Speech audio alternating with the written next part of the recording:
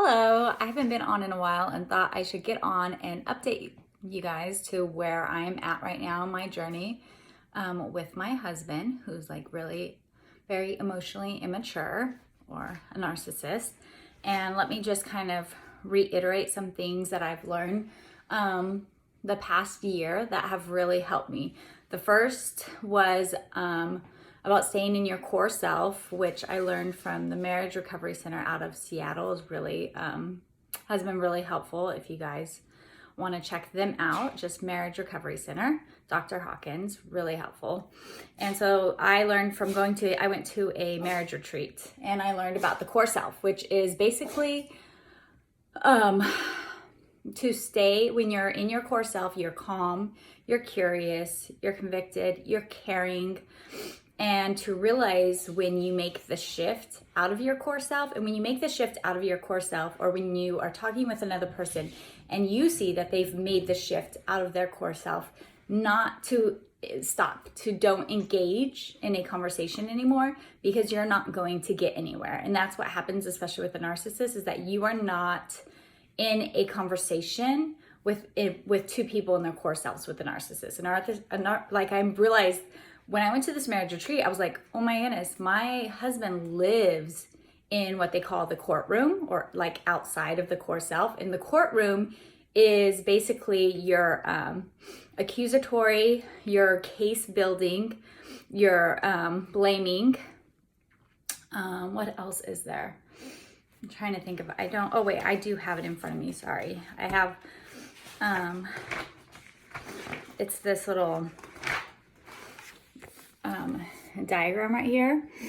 Okay, so this is your core self, and then this is your angry, defensive, and withdrawal. That's when don't have any conversation with anyone who is up in here. And this is the courtroom, protective self. Core self is a sanctuary. This is where you want to live with your any sort of relationships. And then this is where, you're provocative, accusatory, shaming, case building, blaming, self-righteous.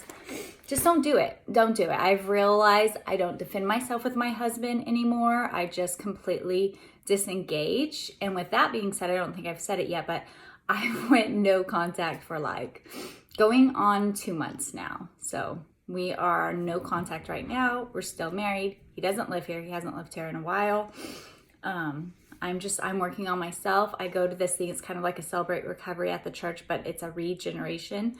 So I'm working on that. I'm working on being aware. It's okay. Like I get up in my courtroom, and I love that I'm aware of it now. I'm aware of when I am not in my core self, and that I am on fire. I am a girl on fire.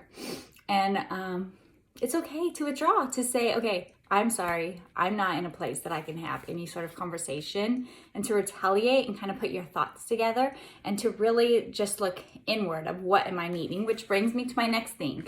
You're probably, when you get up into your courtroom, it's really, really good to focus on your feelings and your needs, because that's what it all comes down to. It all boils down to, I actually got into like a conversation with someone at the church.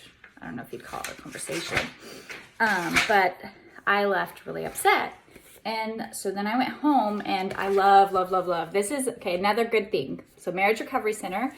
And then this is Marshall Rosenberg's Nonviolent Communication. I read that book, Marshall Rosenberg, Nonviolent Communication. It completely changed the way I think to communicate with people. It brought so much more inner peace within myself. It brought so much more value within myself, if that makes sense. Like, because I was like, I want to have valuable relationships. I want to have valuable communication with other people.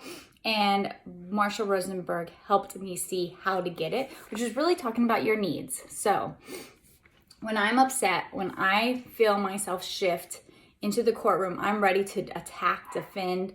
I am a girl on fire. I retaliate, I kind of withdraw, but I withdraw just to regain my composure and to figure out what are my needs, why am I getting so upset, and what are my needs. And so like the other day, and I went home and I was like, I have a need to be respected, to be respected as a parent, to be respected as a woman. I have a need to be supported as a parent. Yeah, and especially I know that when talking to my husband, a lot of the same needs that come up with him is safety, security, authenticity, transparency, right? Like honesty, like, and it makes me feel really good to be able to, as weird as it sounds, when I say it right now, it sounds so like basic, but to be able to communicate my needs. Like everything comes down to needs. You're fighting for a need. And when you realize that you have a need, it validates everything for you. Like, I have a need for safety. I have a need for stability. I have a need for authenticity. And then it kind of puts it like, it keeps you in your lane, if that makes sense, and keeps them in their lane. Like I can tell someone, I have a need for authenticity. I have a need for trust. I don't trust you. I don't feel safe with you. Therefore, I cannot be in a relationship with you right now. And there's no bitterness, there's no aggressiveness, there's no trying to control them, force them. It's just very much like, this is, again, it goes back, these are boundaries. Then it easily creates these boundaries in your life without even thinking about it. It's just like, I have a need for safety. I don't feel safe with you right now. Sorry, I can't be in a relationship with you. You are not allowed, when we talk about boundaries, talk about like a fence and it's like all these rules to come and play in my yard. You're not allowed to play in my yard right now. You're not playing right. You're not playing the way you need to play to be with me, which is basically why I'm no contact for a month and a half, because I'm like, I'm not gonna get entangled in the craziness, And it was hard. There were times when like we had got back from a road trip or something and just dropped him off at his house, and I came here and I just was like, it was hard. I felt bad for him. I felt sorry for him, and so it was really hard to instill those boundaries, like when I'm face to face with him. Whereas right now, where no contact, I haven't seen him face to face in months. And it's easier. It's easier because of that no contact. So, so I'm sticking to the things that I've really learned, okay, is, like I said, the core self, becoming aware of you and trying always to stay in your core self. Are you calm? Are you caring? Are you curious about the other person? Are you convicted? And then needs. What need do you want to address with this other person? And boundaries. Then boundaries, you have needs. Everyone has needs. We all have needs. And people have to respect your boundaries because of those needs that you have to be able to hang out with you, be in your playground, come into your gate, come into your yard, play with you, etc. So those have been huge for me the past year, and that's where I'm at right now. And then my other thing that I'm still working on is loving God and loving others. Like I'm on the first two commandments. I'm not even nowhere near any of the other commandments. The first one's like placing a very high value on God and then living my life in a way that pleases God. Like, does this please God? Does this please God? I mean, sometimes it's literally like minute to minute and just really questioning my intentions and my motives. Do I have idols in my life? Am I pleasing God? Am I pleasing man? What are my intentions, basically?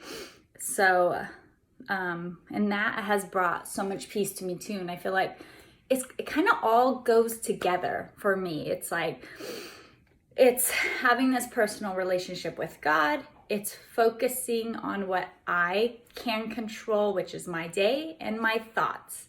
And it's focusing on what I can do. And then it's also becoming aware of needs and feeling validated that, being aware of needs and as well as being aware of my core self. And that's where I'm at.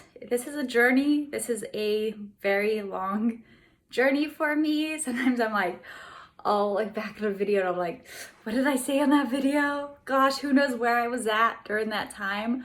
But I'm going to keep it there because I think that there might be other people who are at that point, and they can follow along with my journey, and they can kind of come and continue along with their journey, and I might be able to help them when they see all my hiccups or mess ups or stuff like that. So not saying anything that I do is right or wrong. This is just my journey. This is my story. It's where I'm at. Wish me luck. I wish you luck. I don't know where you're at, but maybe you won't feel so alone. I always feel so alone in who I am, and I'm starting to just really focus on who God has made me to be in this world, and to just continue to live my truths and to continue to live my life. And I hope you guys do the same. And I would definitely be that kind of woman that would encourage and inspire you to live your truth and to live your story, even when it's super hard. Okay, I think that's all I've got today. I'm gonna go to church, which I haven't really been a lot. I figured that'd be a good first step for me too. Love God, love others, stay in my core, become aware of my feelings and needs, and work from that. Focus on what I can control, which is how I spend my time throughout the day, do things for God and for myself, and keep myself healthy and happy, and for my kids and for family and friends. And then love others, love God, love others, and my thoughts. I can control my thoughts. Don't focus on his intentions. That'll drive you crazy. Do not focus on his intentions. Just focus on your boundaries, how you feel your needs, and if your needs aren't being met. I need to feel safe. I need a relationship where I can trust you. I don't trust you right now. All right. Thanks for listening. Bye.